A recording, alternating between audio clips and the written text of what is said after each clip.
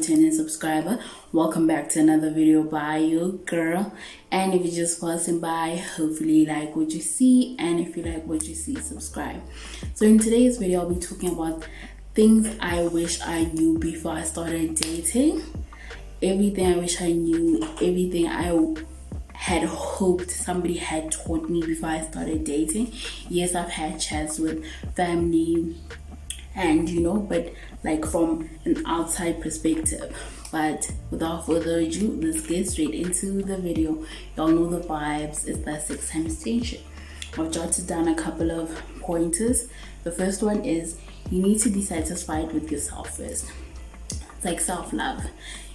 Before you can love somebody else, you need to be able to love yourself. You need to be able to know yourself. You need to be able to have confidence within yourself. You need to also be happy with yourself. You can't say somebody else is going to be the source of your happiness. Are you mad? Somebody needs to be a part of your happiness, not the main source. You need to be able to love yourself. You need to be comfortable with yourself. You need to be confident with yourself, instead of somebody else coming to boost those parts. Not even boost, somebody becoming the main character in your life, and now you have lost yourself in a sense. Now, I don't think you can be able to love somebody if you don't love yourself, because self-love is more important than loving the next person. Because how are you capable of loving somebody else when you don't love yourself? That's like crazy business, hey? But you need to start with yourself. It's like princess treatment. Treat yourself the way you would want somebody to treat you. If you want flowers, buy yourself flowers. If you want chocolates, if you want this, do those things for yourself. And when a man comes, it's a bonus. It's not like an essential thing. It's like when somebody gives you something, it's like now you're shocked, you're surprised, it's like you've never had those things. No. You need to act like you've had those things, It's like those things have been here before. Because if he leaves you, you don't need to be shaken. You don't need to be moved. You just need to let that man go and heal and let him go. It's not like he did this and this and this for you, and now your world is ending and everything is falling apart. Next one is neglecting your loved ones for the sake of your relationship. It's not right. Oh, do not do that. Guys, I have been in a situation where I was isolated from my friends for a long time. I was isolated from my friends. He was my only friend. He was my partner. He was my everything. Nobody used to talk to me. Nobody used to touch me, because he made it a point that you're going to cut off your friends. I'm your friend. You're going to do what I say. And it was just like, at the time, I was just like, no, because I was a rebel. I was like, no, I'm not going to do that. Who do you think you are? And then he's like, you want to listen to me as a man, yana, yana, yana. Like, yes, your boyfriend or your partner can become your friend. They can be your best friend, matter of fact. But you can't make them your only friend. You isolate him from everyone else. And then he still gets to keep his friends. On weekends, he's out with other fun and the boys or the negations, and you are at home waiting for him. You're checking up on him because you ain't got nobody. But he has everybody else. He has people to talk to. He has people to run to. He has people to chill with. But you have none of that. Do not ever do that to yourself. Yes, you can have your partner as your friend, as your best friend, as whatever. Things that will stay with you, guys. And then he has to have his tribe and his community. You have to have your own tribe and your own community, please. Yes, there can be mutuals around, but don't make him your whole source, your whole thing. Don't do that. That's toxic behavior. Next one is don't be very guarded. I was learning. It was a battlefield because I had stayed single for a while, and then I had guarded myself to a point where I don't want to let go. Like, if I am the only one that could protect my heart, I don't think you will be capable of protecting my heart and my feelings and myself. So I'm gonna guard it, I'm gonna safeguard it. Now when I'm guarding it and I'm trying to date, it's like, you need to let it go. As much as you are the one protecting your own heart, you need to let somebody else protect it as well. Sad truth. You need to let someone else protect it while you are also protecting it. That's a fact. So now I had to learn that you can still guard your heart. Ooh, your heart. You can still guard your own heart while somebody else guards it with you. There are certain instances that will make you feel guarded. You have your wall up. You don't trust anybody because of the previous relationship you've gone through, where either you were cheated on, you were lied to, you were abused, and all of those. That's what creates a shield. Like you're shielding yourself from the next so that you don't get hurt. Nobody wants to get hurt. That's a fact. Nobody wants to get hurt. Like nobody wants to constantly be heartbroken, listen to sad songs, being a sad girl, crying and all of that. Nobody constantly wants to go through that. But in order not to go through that, obviously you would want to guard yourself. But with the right person, the person that's going to be with you, the right person who will understand why you are so guarded. They'll understand why certain things are a trigger, why certain things feel like they're not real. You're questioning it. But you also need to be cognizant of the fact that this person did not do anything to you. The other person is the one that did. That's why you can't bring old baggage to a new relationship. You need to first get rid of that baggage, clean the bag. So even throw away the bag, get a new bag. But while you've dealt with what was in the old bag, you've mended it, you make sure it's fine, but you've thrown it away and you're getting a new bag, and then you with the new person and you're starting to collect new memories and new things and everything. Instead of punishing the next person for what the other person did, yet they have nothing to do with it and they know nothing about it. Next one is, it may not end in happily ever after. That's the truth. Boy, can I get what did people used to say back then? Oh my word, I forgot. It will last. It's not like it's gonna last and stuff. It's not like it's going to be, he's gonna be there for a while. Guys, if I'm dating you right now, I see a future with you no matter what. I see my entire existence with you right at the moment. You are my partner, you're my everything. Guys, this is when you date, are you guys dating for fun or for long term, short term or long term or medium term? Why are you dating this for short term? Because now you gathered all these feelings for what? For a short amount of time? Wasting my time. Gather them for a long time. Yes, it's not going to end in marriage. You have to kiss a couple of frogs to get to your prince. Alright, that's the only way it's gonna happen. So you need to constantly you need to make your relationship work. If it's not working out, that's fine, but you, while you in it, give it your best. Give your what do they say? Put your best foot forward. Give the time they deserve, the love, the care, the respect, everything. If it doesn't work out, it doesn't work out. Then that just means that you were not meant to be with this person. There's somebody out there that's meant to be with you. As much as I don't believe in soulmates, I believe that there is somebody out there that is literally meant for you and is meant to be in your life, and that's your forever person. Okay, sharp, maybe let's call it a soulmate, sharp. Okay, fine. But this thing of constantly leaving room for disappointment, that okay, it might not work out, or leaving a gap or a space for disappointment, leaving a gap that it might not work out. Why are you in it if your mindset is already at a point where it's not going to work out? You need to make sure that you're in the right mindset, that okay, it's gonna work out, the future this, the future that. Start planning. But you can't say that okay, I'm gonna leave room for disappointment, and the other person is putting their best foot forward for you, and yet you are doubting their capabilities, or you are doubting their love, and you just like it might not work out, it's not gonna work out, or Yeah, I gotta leave room for disappointment. It's not giving what it needs to give, basically. But it's okay to also, it's okay, you're human. You can't put so much pressure on yourself for everything to be perfect or to seem perfect.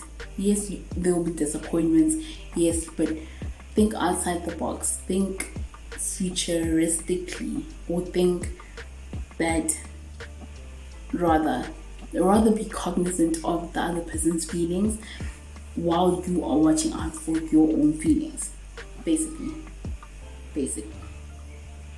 Next one is, you might get hurt, but I'll hurt her, basically. I mean, that's the standard procedure. Is it not? That's the standard procedure of getting into a relationship. You know that you're gonna get hurt. You know that something is gonna hurt you, even if, like, let's say you guys don't break up. It's the tone they're gonna use when they're speaking to you that's gonna hurt you. Disrespect. What else is hurtful? Other things are hurtful. Cheating is hurtful. All those. There's so many elements that could hurt you. You could tell them your flaws and they could use that against you. That's hurtful.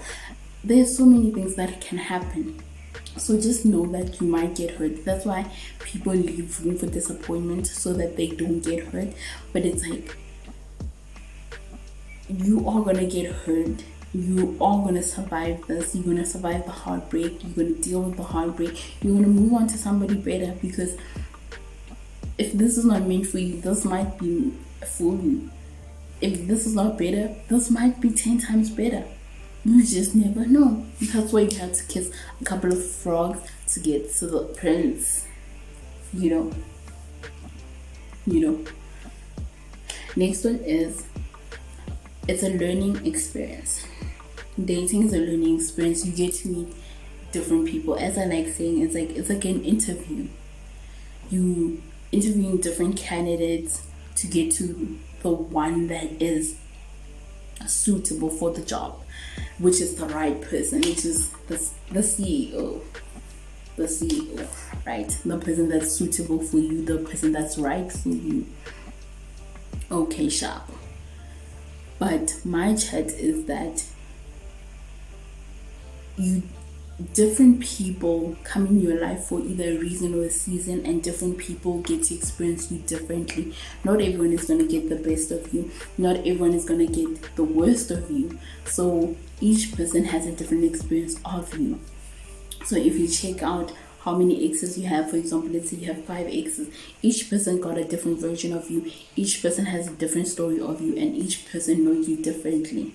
One could have had the best of the best of you. One could have had the worst of the worst of you. One could have had a medium of 50-50 of worst and the best of you. The other one could have had nothing of you. You had nothing to offer. You were just there for vibes. And then the last one could have had a mixture of all of them. So when somebody asks your ex of how is Dipsogwang, what type of person is she, they will tell you she's this, she's that. And the next person is like, she's this, she's that. When you check, you compare notes, it's not the same thing. So that's why I'm saying each person gets a different version of you. Either you're gonna give them the best version, the worst version. It depends on also what position you are in life. I feel like, guys, if you're going through mental health issues, do not date, because you are gonna affect the next person. Guys, I was with somebody that was depressed. They gave me depression because the whole relationship was centered around depression. The whole relationship was centered around depression. It was just a whole disaster of depression. Next one is, your life shouldn't be completely centered around your partner. It's just like isolating yourself from all your friends and your family when they also are not isolating themselves. So they have other people to branch out to, talk to, give attention to, and all of those, and then you only have that person. It's like, be serious. Are you serious? So don't center. I'm not saying Yes, he can be the center of your things. You need to prioritize him because that's your relationship. You need to prioritize your partner because that's your relationship. But I'm not saying that you should put him at a back burner. No, he's still there. He's still the main character because he's your partner. He's the person that you're spending more time with, the person that's taking all of your time. But also, you need to make time for your friendships. You don't need to neglect your friendships, your family, because at the end of the day, God forbid, your happily ever after leaves. And then now you have to go back to your family, your friends, and now it's an awkward situation where you could have been in the loop. I'm not saying tell them your business, but what I'm saying is that make sure you're not isolating yourself to a point where when you're coming back into their lives, it's like now you're playing catch up with everyone and they're playing catch up with you. You know. Next one is honesty is essential. Honesty, respect, care, love. Those are important. Honesty, care, respect, love. Those are important. Those go hand in hand, because if you're honest with your partner and you're honest with yourself as well, it works out best. It's like you need to find somebody don't go for somebody who wants you, go for somebody who you want. That's the only way it'll also work. Because if you going for somebody who wants you, you might not want them. You would want somebody else. Now you settle. Do not settle also. Do not settle. Because what are you settling for? You're settling for mediocre. What are you actually settling for? When you could have had the person that you want, and what if that person that you want actually wants you? But sometimes that person doesn't want you also. Now it's a whole hoo-ha. Guys, it's like dating your crush. Don't date your crush. Your crush should stay your crush. But anyway, honesty is important. It goes with respect. They go hand in hand. Caring and loving. Such things. Basically, those are essentials. But you need to be honest with yourself, what you want and what you need. And you need to know the difference between what you want and what you need. There's a difference. Need, want. I want